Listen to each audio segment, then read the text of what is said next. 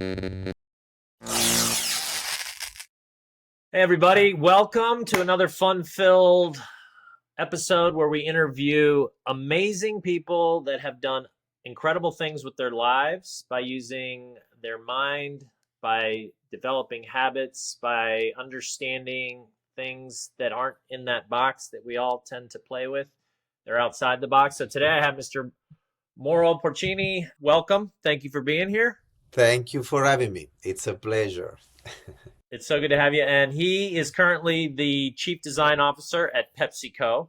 First ever Chief Design Officer, I may add. And before that, he was the first ever Chief Design Officer at 3M. So clearly, these big, huge bazillion-dollar companies are seeing something in him that he's got that other people don't have. And come to think about it, he wrote a book, and it's called The Human Side of Innovation, The Power of People in Love with People, focusing on the innovation, design, and leadership. Welcome, Mauro. I can't wait to dive in. Let's get into it. I can't wait either. Let's do it. So, why don't you just kind of give us the 10,000-foot view of your philosophy and kind of the origin of where this came from and how this is helping you to just crush it in life and in business? Well, if you work for big corporations, very quickly, you come to realize that something that is very important for this company when you drive businesses, capabilities, or any kind of activity in the company is the way you do it. They call it processes, ways of working, frameworks. And so much time is invested in these companies and money and resources of any kind to define those processes and those tools. And the reason is pretty obvious because processes and tools are tangible, are manageable, are controllable. And this is how they try to drive business growth, innovation, branding inside the organizations. When you do that, when I joined 3M, for instance, more than 20 years ago, I started to work with these processes and these tools, and I introduced new ones coming from the design world, the world of design thinking, divergent thinking, convergent thinking, the double diamond of design thinking, so many different kind of methodologies complementary to what the company was already doing. At a certain point, I started to run a series of projects with these tools and with these processes, and then I realized that some projects were doing very well, and some others were failing, either during development or eventually in market.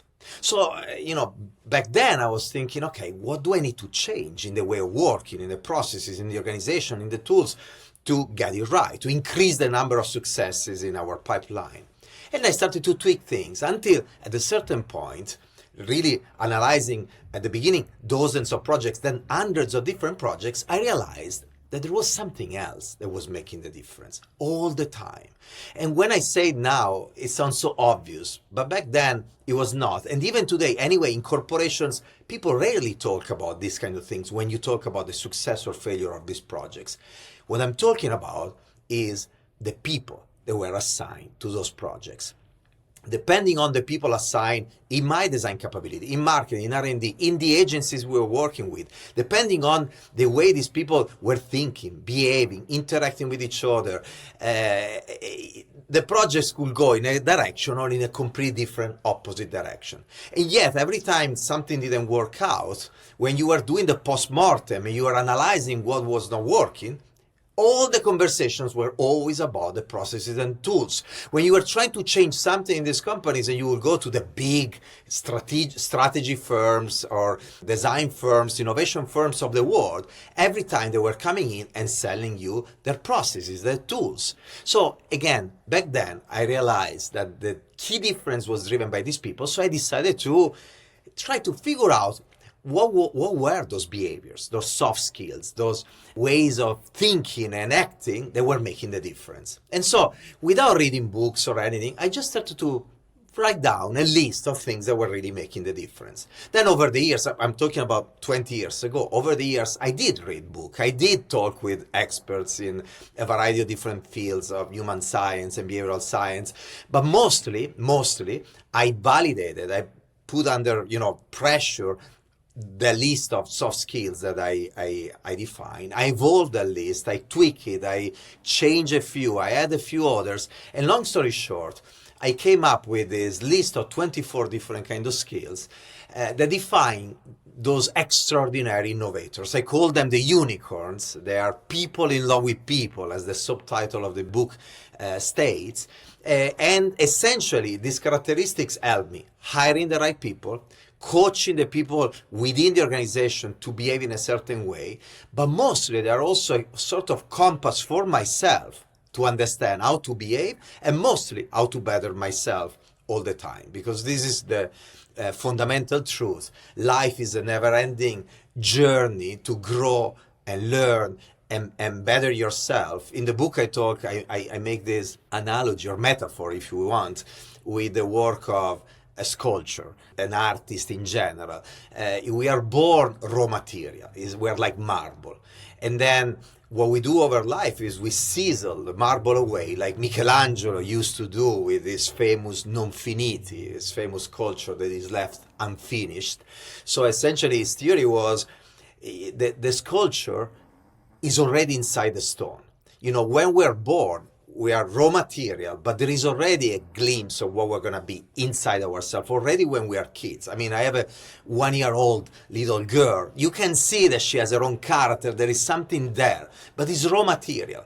And it's up to us, before anything else, you know, yes, there is families, there is education, but it's up to us to decide how we're going to chisel ourselves to take out what we are supposed to be, to leverage our full potential. But life is a continuous work of seasoning, and we'll never finish this sculpture. Like Michelangelo, at the end of his life, his famous sculpture at the end of the life were the non finiti, the non finish. With the sculpture, he was telling the world exactly this theory, that the soul of the art was already inside the material.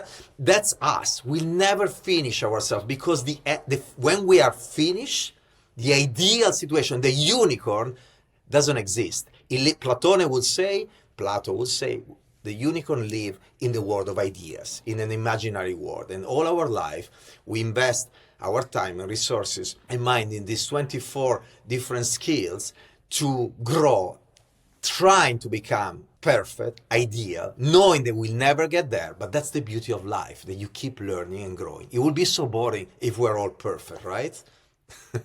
I love it. You know, it's funny. So that's so cool. Every time I have a guest that is like super insightful, like yourself, that can see certain things that a lot of people can't see. And it sounds like, right, you identified sort of like a pain point and you're like, all right, well, I want to figure this out, which is kind of how I went about things too. Like I struggled.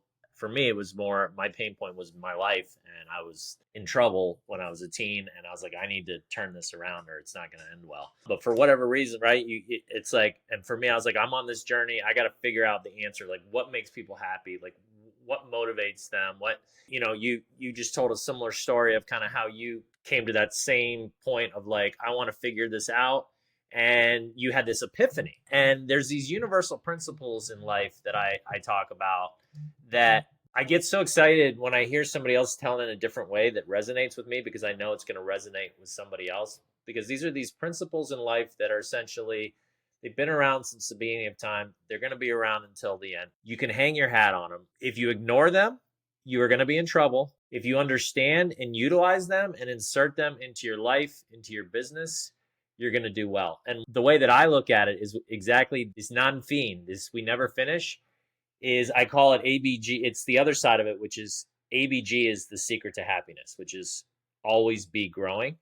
And the moment we stop growing is the moment that we stop being happy, the moment we stop living. Like, you know, there's that old saying, you know, if you stop moving, you die.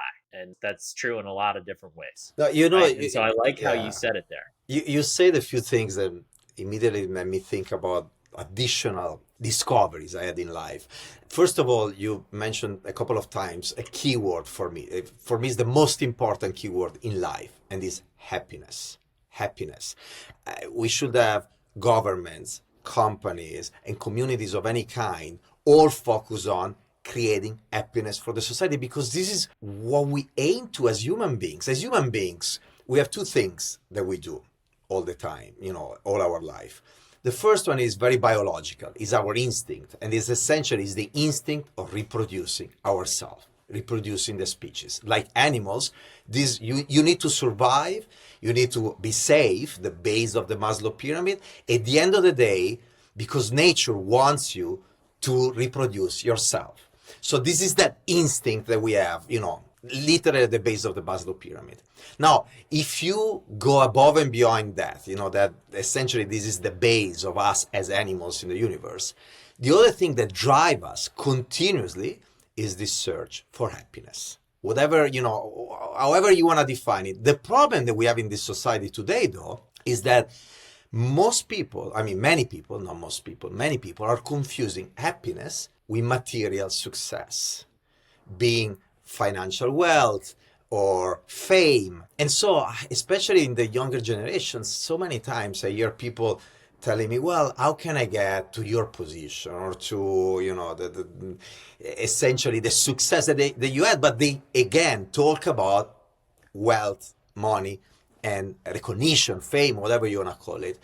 And what I usually tell them, especially when I talk to classes of students and everything, I tell them, look, if this is your goal in life, a good 90% of you, at least, will fail. The good news is also that the 10% that make it, they become rich and famous, they will realize once they're rich and famous that if they didn't work on other things that are really important in life, they will be totally unhappy. Or that the wealth and the fame won't help them in any formal way. Actually, may even amplify certain problems that they may have inside themselves. And there are other things that we need to do now.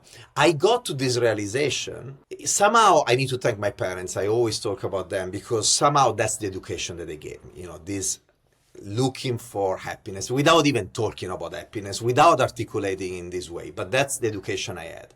But then there is life. You get away from your parents, you have your own path and everything. And so somehow I had this inside me, but I started to explore and experiment and go in different directions. And I had a crisis, like you. But, in my case, it happened later in life. I went through a very painful divorce around 2015, 2016. And that, in crisis is when real change, and by the way, in crisis in companies where real innovation happens. Or, it's the same kind of root cause. You're forced to change because you arrive to an ending point, and either you change or you disappear, essentially. And so, even in my case, I really reached rock bottom. And that forced me to try to understand what was important in life. And I realized certain things that were important, for instance, friends and family that were close to me. But it's not just about them, but it's what they were doing for me.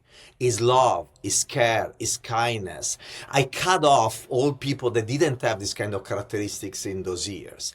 And I did it intuitively, naturally. I needed to surround myself with certain kind of people. Those kind of people will come, the others will disappear. So the ones that disappear were not part of my life, even when I got over the crisis. Now, because I always like to think about things and try to find paths and common points and traits, when I went through that crisis, then again, I tried to understand what really helped me in that moment. And then I went back to those skills of the innovators, of the entrepreneurs that I drove many years before. And I realized that there were many common points.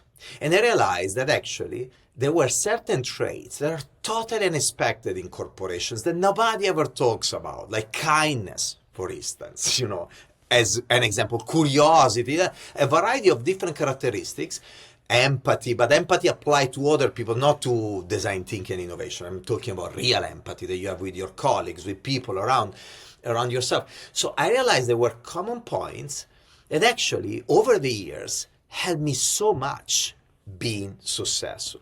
And it helped me so much back then. And then when I got over the crisis, being also happy. The magic formula, they were helping me succeed in the business environment, but they were also helping me being happy in life.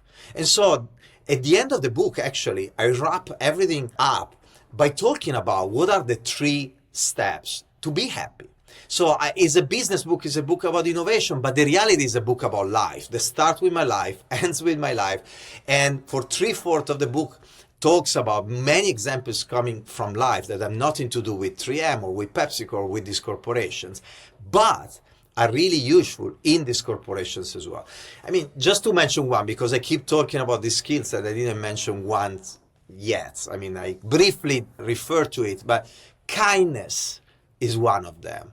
Curiosity, I mentioned earlier, is another one. Optimism is another one. Three characteristics that you rarely talk about in these companies of any kind, and that for me really made the difference.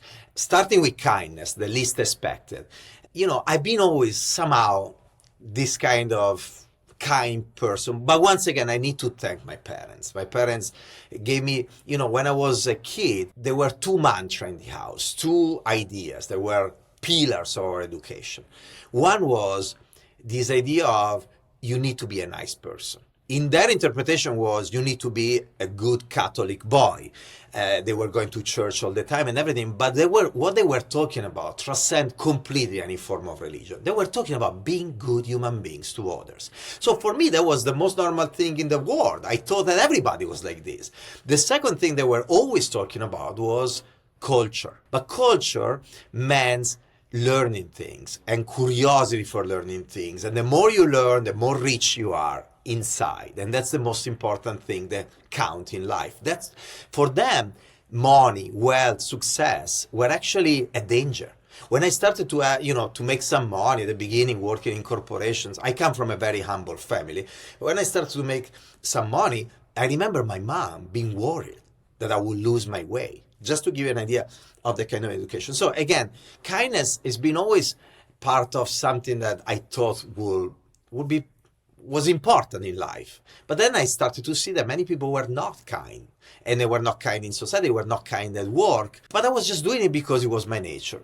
And so later on, when I saw how, what drove part of the success that I had in these companies, is that I was nice to people.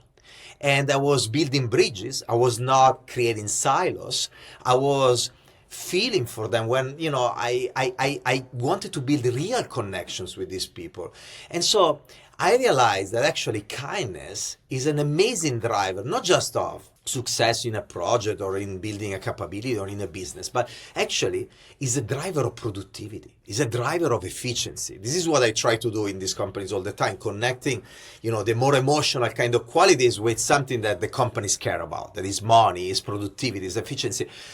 Imagine if you're surrounded by people that are not kind to you, what is the probability that you're going to trust them, that you're going to build bonds with them and synergies with them? You will go to the office from 9 to 5 and as soon as possible you will disappear. But if you're surrounded by people that are kind to you, that interact with you, that you really trust, then first of all, you want to spend more time with them. You're going to build bonds with them, connections that help you when the week after, the month after, or the year after, you're going to face a problem. It could be a problem in a project. We have problems all the time in projects. Difficulties in an activity. It could be even a personal problem, that personal crisis that you bring to work anyway, because we are human beings. In the moment, if you're surrounded by kind people, they will be there to help you, to solve problems together, to build a kind of synergies. And these drive efficiency. The opposite situation, imagine a company of 300,000 people like PepsiCo, and you have these 300,000 people not working together in the proper way, not being kind to each other, not trusting each other. Imagine the amount of lack of productivity that these kind of behaviors can generate in a company of this size that is totally invisible. Toxic, yeah. So this is one example, but there are many others. Just another one quickly. If you have a boss that is a jerk, that is not a nice person, is not kind, doesn't have the right empathy, what are the probabilities that you're gonna help this person if this person has a blind spot, is making a mistake? Probably you're not gonna be there, to help. And even if you are, because you are extremely kind, what are the probabilities that this person wants to be helped by others around them? And so this is another example of lack of efficiency, productivity, synergies that you build in these teams when you have the wrong people. And yet, you see many companies, very successful people in very prominent positions, they are the opposite of being kind. And these kind of people are generating a level of inefficiency and lack of productivity in these companies that is totally invisible. The companies are not aware of it. And by the way, this is poison, because this trickle down in the rest of the organization and cascade that kind of attitude and behavior and amplify it even further. So this is one example of many of the characteristics I talk about in the book that are usually not celebrated in companies. In this specific case, actually, they tell you the opposite. You need to be a little bit of a shark. You need to be tough. You need to compete to extract, the best ideas out of a team. And the reality is that this kind of approach is totally obsolete in the society we live in today. In 20 years ago, 30 years ago, eventually it could have made sense. I don't think it was justifiable anyway, but these companies were rich, they were wealthy, they had huge barriers to entry. It was so difficult to compete with them. But in this world, global, tech-driven, digital, where essentially these big companies find themselves competing with entrepreneurs and startups that arrive to market, leverage digital channels to sell stuff and promote their products and ideas. In this kind of world that is hyper-competitive, where efficiency and productivity are keywords, kindness is indispensable today more than ever, not just because it's something that we should all have no matter what, but also because it drives financial value for your company. I love it. As I'm listening to this, we've talked briefly. I think you understand that we mentioned about the universal principles, and to me, everything revolves around your habits, both personally, professionally. And kind of what I'm hearing you say, correct me if I'm wrong, is your habits that you have as a human being are going to drive you not only personally, but professionally. And we live in a society where it used to be, and I agree, like our parents' generation for sure, even when I was younger, it was like, you need to be a hard ass. You need to, really, you're not here to make friends.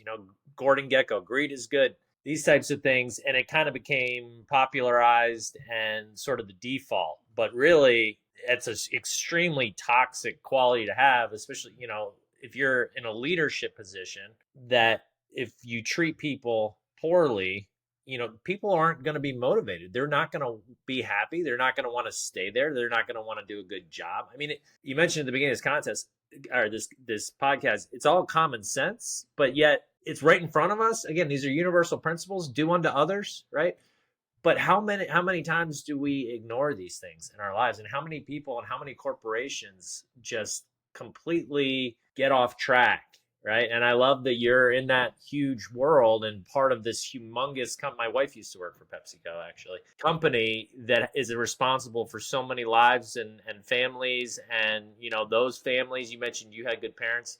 They're going to then pass on, if they learn some good company culture and have good, I call them your influencers, right? Like you had good influencers growing up, and they instilled some really great principles in you, which you're now teaching to other people. But a lot of people didn't have that, but you can get them from other places. And one of the best places to get is from your workplace. If it's a good culture and you can get these types of things, then you then pass it down to your kids, and then they spread it, right? And so it becomes more of like it spreads that way. And so, yeah, I love that that's how you're looking at it, and that's the message that you're spreading. But you're so right.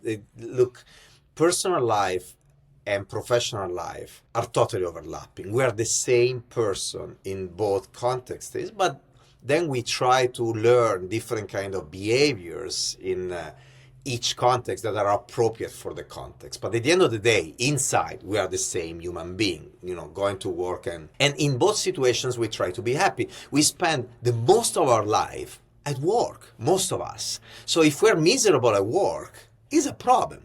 And when I went through that crisis that I mentioned earlier, I tried once again to figure out in a more clear way what could drive my happiness.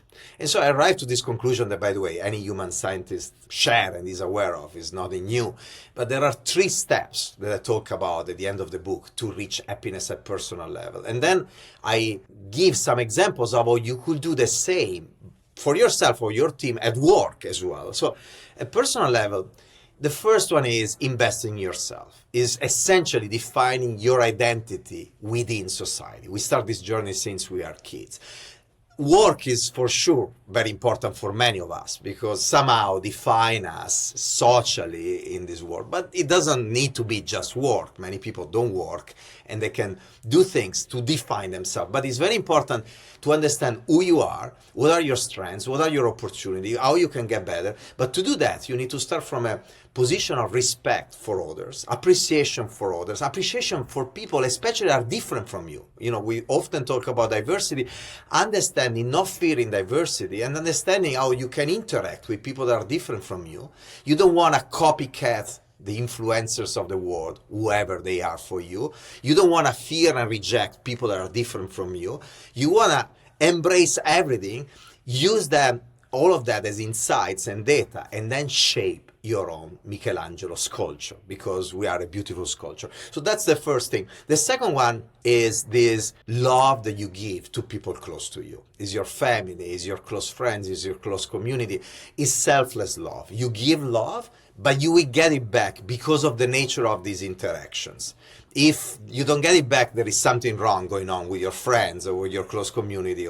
And the same happens at work. You surround yourself with colleagues that you love to be with, and that you are kind to and empathetic to, and and you give love. Essentially, you get this back. If you don't have that, try to fix it. Try to build this kind of relationships. If you are a team leader, try to build it within your team. Your team could become the igniter of a different culture within the organization. And even if it's not, try. That's what I've been trying to do all my life. But again, the kind of close love, giving and receiving is the second dimension. And it can happen at work as well. The third dimension, often we get there later in life, for most of us, that happened to me for sure later in life, is when you realize that to be happy, you need something that is much bigger than just you. So it's not just you, it's not just the love for the people close to you. You need a purpose. You need something bigger than you in life. Now, it sounds really selfless, beautiful to say. The reality is that even that is still very egoistic in a positive meaning of the word. Meaning that later in life, you start to think about what is going to happen when you're not going to be here anymore. And so essentially, this something bigger than you is all about becoming immortal through a legacy that you're building. The legacy could be as simple as good memories of people saying, well, I remember Will, when he was alive, Mauro, when he was alive, he was so kind to people. He made, so good in his community. Or it could be charity, but at work the same. If you are a leader of an organization, of a team, of any kind, any scale, have a dream, have a purpose, motivate your team to go after the big vision, the big dream. And that, by the way, when I say big, it depends on the scale of your team. It doesn't need to be change the world or invent the iPhone or whatever. It is all, in context. But give them a dream. The amount of motivation and ultimately happiness that you're going to generate for these people is incredible. So these are 3 steps that then I became really aware of. And talking about habits, once, the beauty of decodifying what happened in your life, looking back, trying to figure out what happened, and try to put some, literally define in frameworks or in truth, in keywords, whatever you want to use, what happened in your life, what are the connecting the dots, as Steve Jobs used to say, help you, first of all, building awareness about what is important in your life, and then help you forcing yourself to practice what is important more and more and more. So when you realize that, for instance, to be happy, I need to, define myself, so grow with culture and kindness, as my parents used to tell me. I need to reinforce my connection with people, and it's easier eventually with family, but even that is actually not easy. My family is back in Italy, I'm in New York, so one call more a week, calling your friends when you don't see them, so investing in that, and then realizing that you need something bigger, that eventually, spontaneously you were thinking of something, a dream or something, but transform that dream in a plan, in an action, in something that you invest in. Bring others with you. All of these things, once you build awareness about the fact that they're important, you start to practice them. The 24 skills that are enabling all of these, kindness, optimism, curiosity, resilience, all these skills, again, when you are aware that they are important, you start to practice them. You transform them in habits. Before they were intuition, they were something eventually you had inside. But then the step, that changed the game is when you transform something as intuition through awareness in action and you practice it daily. Then you start to grow and you keep growing. Dude, I love it. Right. And that all comes back to our theme from the beginning of, always be growing. And you have to figure out, and just to kind of tie on to that, it's not just growing in any direction, but all these things that you're saying, kind of understanding, what these important things are, both in life in general, like I was saying, like universal principles, but then how those principles apply to you. Like what is important to you, and being careful not to buy into what you were saying earlier, which is this false prophet. I call it miswanting. I took this Yale happiness course and they really nailed it. They talked about how we're obsessed with things that make us unhappy, right? That's the culture that we're living in. That's interesting. And, similar to kind of what you were saying, and we chase this, we think success is money and monetary, but no, it's I actually call it, that's my whole philosophy is based on. I call it these 5 cores. So you have your 5 cores of your rocket, and you're using that as an analogy. And in order to break Earth's gravitational pull, you need to start building habits in each of these cores: your mindset, your relationships, your career and your finance, your physical health, your emotional health. These are all areas you can't ignore any for too long. You don't have to be 100% balanced in all of them, but you do need to make sure that there's that element of, okay, I'm neglecting my physical health here. I'm neglecting my emotional health. My career. And most of us tend to put career and finance like front and center, and it's like 90%. And like you said earlier, which I loved, which the same thing actually happened to me, but luckily I was prepared for it. People chase and chase and chase this illusion that if they can only make enough money, they'll be happy and sit on a beach drinking a pina colada, and then that's it, right? But that's not reality. And in fact, I had that illusion early on. Luckily, though, I started reading some self-help books and stuff. I did become successful in business. I sold my own company, made enough money that I never had to technically work again. And had I not been preparing for that moment, I would have been so screwed. I would have been one of those, the lottery ruined my life stories, right? Like, because I'd already been building my mindset. I'd already been building my relationships, my physical health. I knew what was important to me. And you also hit it on the head when you said, as we get a little bit older, it tends to be where we start to realize, I need to give back. I need to do something bigger than myself. I need to have a purpose. And I never really put it in terms of an age. I teach people that. And I do realize when I struggle a lot more to teach the younger people than the older, than somebody, because I think it's just a natural part of our DNA when you're younger that you're just in that chase. But then as you get to a point where you maybe start to have some success, you're like, oh, well, that's not what I thought it was going to be. What's really important? And then you look inside yourself at your core values and you go, well, shoot, like I want to leave this place better than when I found it. Like that's in our DNA as well. Like we want to make the world better. But like you said, the key is how can I incorporate my strengths and my passions so that I'm enjoying the ride and actually helping human beings each day. Right. And so when you start to kind of put all that together and understand that, and you're building your life, your personal life and your business life around these, as you say, habits to mirror everything and the habits within them, then you start to gain that momentum in life and you start to take off and then you start to grow. But there is no destination. There's no end point. There's no fiend, as you said, right? You're going to reach a goal and then you just got to know you're going to then set another goal. And in a way that can be depressing, I think, and sad for people to hear because they go, oh, so you're saying there's like, I'm never getting off this merry-go-round? Yes, I am saying that if you want to be happy. But if you understand that that's how the universe works and that as people, that's what we need to be happy, and you can use that for your own personal gain to say, okay, I'm going to set this goal. And when I hit it, I'm going to set the next, versus what we were just talking about a second ago, which is really dangerous to say, okay, I'm just going to like build my whole life around the fact that one day maybe I'll hit the lottery or I'll make $1 zillion and I can just do nothing. That's dangerous. Right. And I was just last thing I'll say is last night I was watching the Arnold Schwarzenegger documentary. Have you watched this? Not yet. I saw that. I highly recommend it. Everything that we're talking about right now revolves around his philosophy. And whoever's listening to this podcast, just when you finish this, do yourself a favor, put it in your phone as a reminder, watch it tonight on Netflix. Regardless of what you think about Arnold Schwarzenegger as an actor, or, he's done some things that aren't awesome.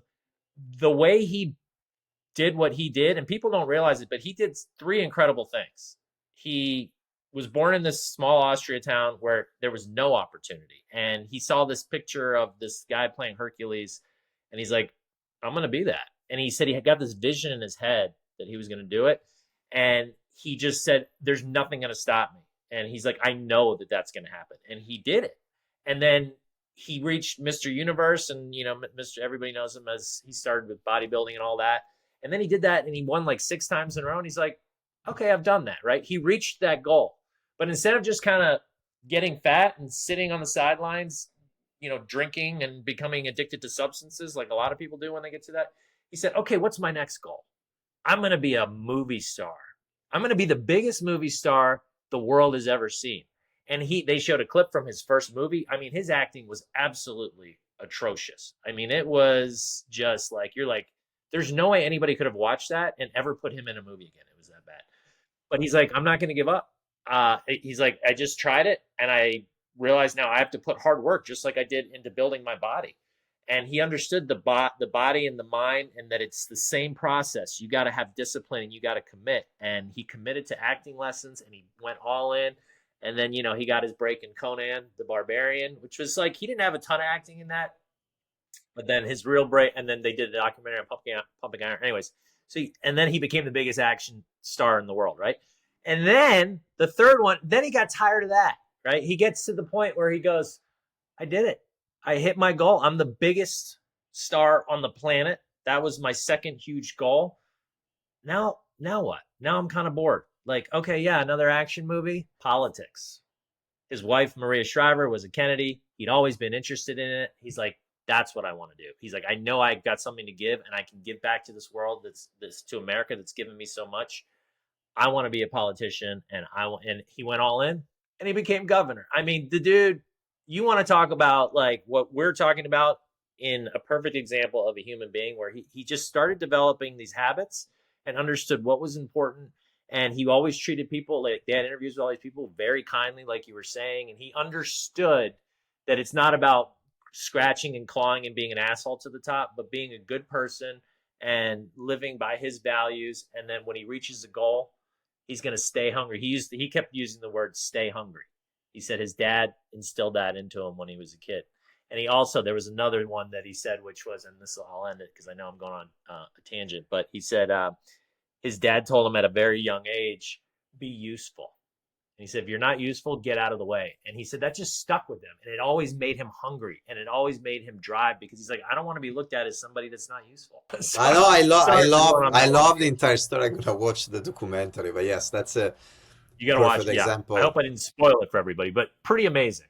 Is what Simon Sinek in his I think is his latest book, or one of the latest, The Infinite Game, he talks about this tension towards something, and when you reach it, you need to use that as a platform to go to the next goal. And he talks about this in business, and how companies that instead have a goal, and once they're there, they try to extract as much financial value out of it. They're not companies are successful in the long term. So once again, this parallel between private life, happiness, and even companies and business, there are so many things in common. Because at the end of the day, these companies are made by human beings, and they serve other human beings in the most of the times. And so we forget that often. I love it. And so we're coming to an end here, tying this into, your role at Pepsi. Could you give us some examples of some of obviously we've now heard your philosophy on, the importance of being kind and these types of things. How exactly are you implementing it in the company itself to help people to develop these types of habits and philosophy? Look, as we do as designers, the most important thing for me is being always, first of all, to storytell this kind of ideas. And to storytell the ideas, you need a story, and therefore you need a message, and you need the idea at the beginning, right? So now I'm saying this, that once again sounds obvious, but the reality is that often in a company, you're there and you rush after your next project or your next promotion or your next task. And many people don't pause and try to figure out exactly what is that is driving their success, or is driving the success of a project, or ultimately, once again, is making them happy, is making the team happy, and is creating the right kind of environment to enable that kind of success then of projects, brands, and products. And so the first thing to do is figure out exactly what is important for you, what is the message. And in my case, once again, where the people before anything else, calling it human centricity, challenging how companies call this focus on people consumer centricity or customer centricity, and talking about something that's much broader and bigger than that, and is really part of the culture of the organization. And then storytell this. How do you storytell that? Well, first of all, early on, I wrote down those skills and I started to share them very informally with our HR team, with my small team at 3M. I wanted to make sure that everybody was aware that those skills were important to me. Then after that, I publish articles about this. There is an article from 12 years ago for the Design Management Institute Review, a sort of paper where I talk about the skills. And in that case, the idea was to make sure that those kind of skills were public, that people will know about this. I started to talk about them in my speeches. I was talking about design and projects, but I would always end with the skills of these innovators. And so again, later on then it became a book, but always thinking, how can I make these things part of who I am, so that the people surrounding me, starting with my own teams, and then people working with me, know that to work with me, you need to have a certain kind of behavior. Now, it's easier with your teams because I decide who is in the team, I hire them. But even in the case, and it's more difficult with people surrounding you because they are free to do whatever they want and behave in the way you want.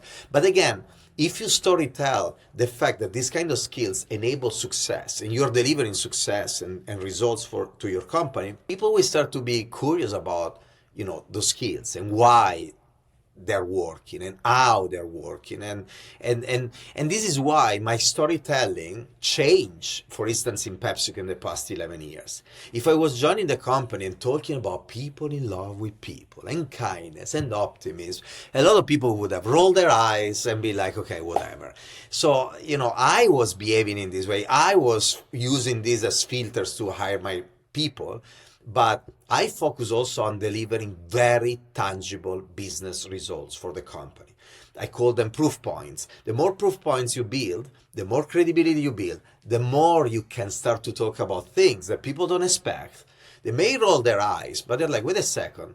He consistently talk about these kind of things, and he's consistently delivering the results that we really care about. Let's figure out if there is a connection between these two things. It's not just the ranting of the designer, Italian, philosopher, whatever. And so again, storytelling, talking about that. And it's not just about making sure that people around you embrace them and get inspired by them. But by doing that, you force yourself to really embrace them all the time. You may talk about things that are important to you, but you say it all the time, habits. It's possible that, this is human beings and human minds. It's possible that something is important to us, but we don't do anything against that goal. It's important, maybe I want to be fit, I want to be healthy with my body, but I eat like a pig anyway, and I don't work out, even if I know that that's my goal. Now, if your goal, though, is declared publicly, if you're really loud about this, you're like, okay, I'm gonna work out, I'm gonna get fit, I'm gonna get healthy, then people will look at you and will expect you to do it. If on top of saying that, you're saying, I'm gonna do that, and I want everybody in my team to do that, then even more people will look at you and be like, okay, you need to be the example of this. Now, if I'm very public about the fact that we need to be kind, We need empathy, we need resilience, we need courage, we need all these characteristics. I, by definition, need to embody them, even when eventually I can, I could diverge, or I'm too busy to do certain things, or I just forget, or no, I force myself to practice them because I need to be an example. And so storytelling helps even you, not just the people around you, in making sure that whatever you talk about, become a habit that you consistently practice every day. Love it, man. What a great way to end. Yeah, and that ties back to good old Arnold. He's like discipline, and that's something that is really fallen by the wayside. You talked earlier about this society and culture we're in of technology and all this and how it's evolved. Is the great Stan Lee. You know who Stan Lee is, Marvel Comics, once said, "With great power, there must come great responsibility." And these companies are growing so fast. Technology is exponentially quantum leap, growing, and now AI and all this stuff is happening, and companies that have all the money are grabbing it and they're using it for their bottom line, right? To monetize our attention, or I'm not saying all of them, but a lot of them.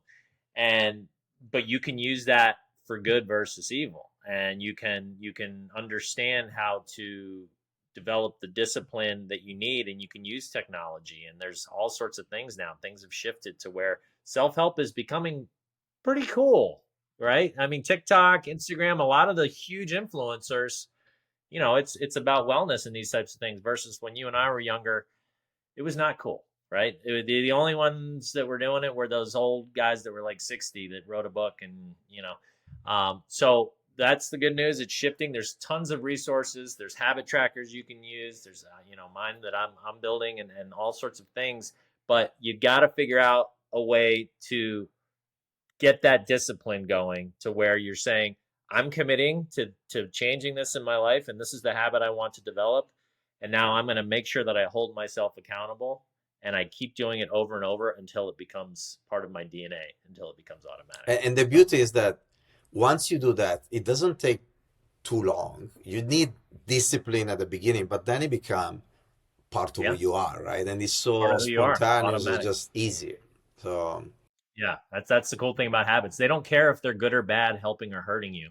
Either way, they're going to compound over time. So you might as well but it does take work, because they grab on tight, right? No matter what. Like the bad ones, they've got their claws in you.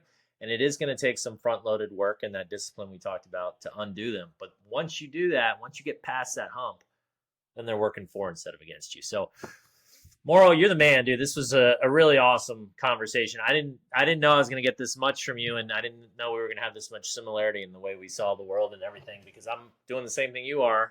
You're much further ahead of me, but you're helping people to be happier and spreading that into organizations and companies, and creating cultures where that's the norm versus the outlier like it used to be. So thank you.